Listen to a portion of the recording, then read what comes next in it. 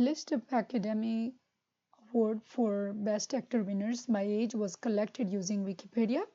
I'm going to use this data to create a bar graph later on histogram. The only reason I chose this data because it was free on Wikipedia. All I have to do is create these 3 columns, one with the numbers, second one name of actors, third one age of actors. Other than that, I don't follow them in real life. I'm going to select these 2 columns up to, let's say, number 16. I'm going to click on insert. When I click on insert, you will see that I have a ruler with different tab comes up. I'm going to choose this because that looks like a bar graph. I'm going to click on the drop down arrow. If I choose 2D graph, then it's going to look like this. If I choose 3D graph, it's going to look like this. I'm going to change the name of my graph by clearing that up. I'm going to I can go back and I can actually change this by just highlighting this, and I can say a bar graph. Here you go.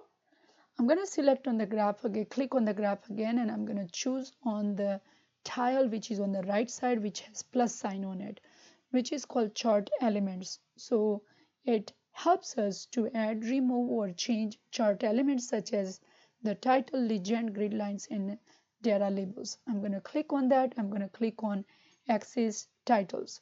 So now it helps me to write my horizontal axis, which is I'm going to write as name of actors, and my vertical title as age of actors. Once I'm done with that, then I can change the style and color of my graph by clicking on the right side.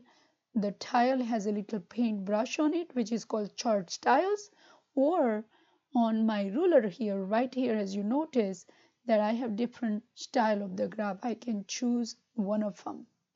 So you can choose different one you like. You can even scroll down here and you're going to have more options.